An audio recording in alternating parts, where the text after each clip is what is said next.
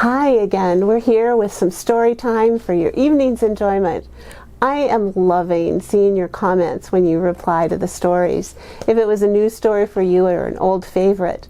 And so I want to thank you for writing in. I know that some of you parents are enjoying this just as much or more than your children are, and that's great. Zach, I wanted to let you know that I'm a huge pasta fan too, and so along with Big Anthony, maybe we'll have a pasta party when this is all over.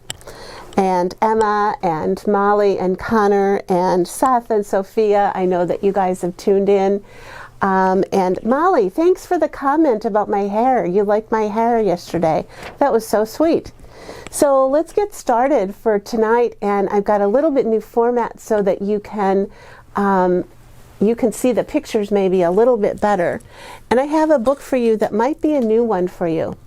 I'm a knitter, and I love yarn. And actually, this book for tonight that we're going to read is one that my grandson first read to me. And it's called Extra Yarn, and it's by Mac Barnett.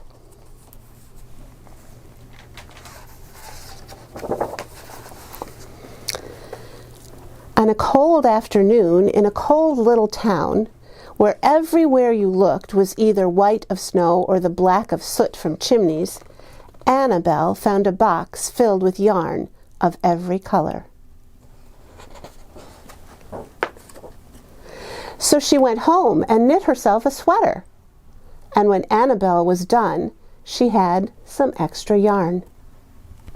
So she knit a sweater for Mars, too. That's Mars right there, her dog. But there was still extra yarn. And when Annabelle and Mars went for a walk, Nate pointed and laughed and said, "You two look ridiculous." "You're just jealous," said Annabelle. "No, I'm not," said Nate.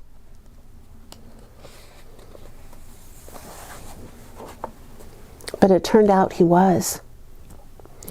So even after she'd made a sweater for Nate and his dog, and for herself and for Mars, she still had extra yarn.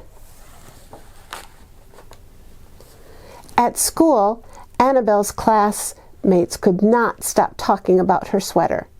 "Quiet!" shouted Mr. Norman. "Quiet, everyone! Annabelle, that sweater of yours is a terrible distraction.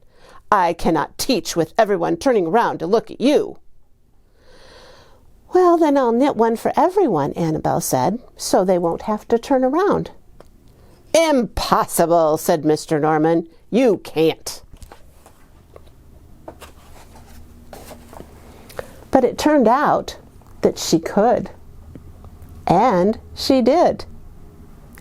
Even for Mr. Norman. And when she was done, Annabelle still had extra yarn.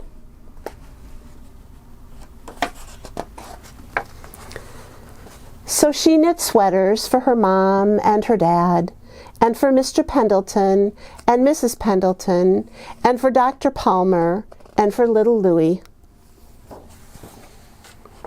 She made sweaters for everyone, except for Mr. Crabtree, who never wore sweaters, or even long pants, and who would stand in his shorts with the snow up to his knees. "No sweater for me, thanks," said Mr. Crabtree. So she made Mr. Crabtree a hat, and even then Annabelle still had extra yarn. She made sweaters for all the dogs and all the cats, and for other animals too. Soon people thought Annabelle will run out of yarn. But it turned out she didn't. So Annabelle made sweaters for things that didn't even wear sweaters. Oh my goodness, do you see the mailbox and the birdhouse and a whole house?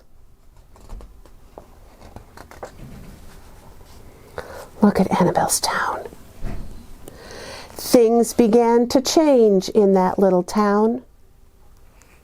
Oh my goodness. I think that's the church, and it has a sweater on it. News spread of this remarkable girl who never ran out of yarn, and people came to visit from around the world to see all the sweaters and to shake Annabelle's hand. One day, an archduke who was very fond of clothes sailed across the sea and demanded to see Annabelle. "Little girl," said the archduke, "I would like to buy that miraculous box of yarn, and I'm willing to offer you $1 million. "No, thank you," said Annabelle, who was knitting a sweater for a pickup truck. The archduke's mustache twitched. "2 million, he said. Annabelle shook her head. "No, thanks." "10 million, he shouted. "Take it or leave it." "Leave it," said Annabelle. "I won't sell the yarn." And she didn't. So that night, the archduke hired 3 robbers to break into Annabelle's house, and they stole the box. They took it to the archduke, who set off across the snow and sailed over the sea.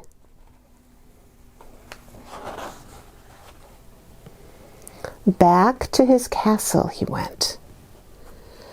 The archduke put on his favorite song and sat in his best chair, and he took out the box, and he lifted its lid, and he looked inside. What do you think's going to be in there? Nothing. His mustache quivered, it shivered, it trembled. The archduke hurled the box out the window and shouted, "Little girl, I curse you with my family's curse. You will never be happy again."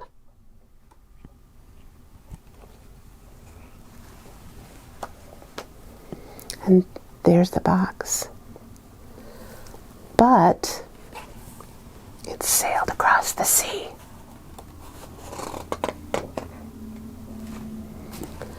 And look who finds it.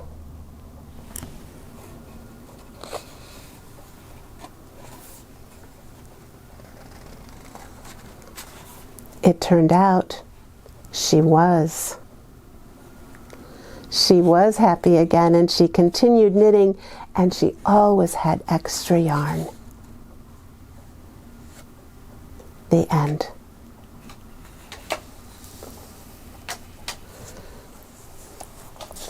I think Annabelle is teaching us a great story tonight, and the fact that when we give things away to others, there's always more left. Just like love. When we give it away and we cover other people and things in it, there's always some left over. There's always extra. So let's be Annabelles. Let's be people that cover the world with love. And there's always more for everyone. Can you pray with me? Dear God, you give us a magic box. And when we open it up, it's always filled with extra love from you. Help us to use it and pass it on to everyone and everything in the world. And we know there will always be extra for us. Amen. Have a good night tonight and sleep well. And we'll see you again. Good night.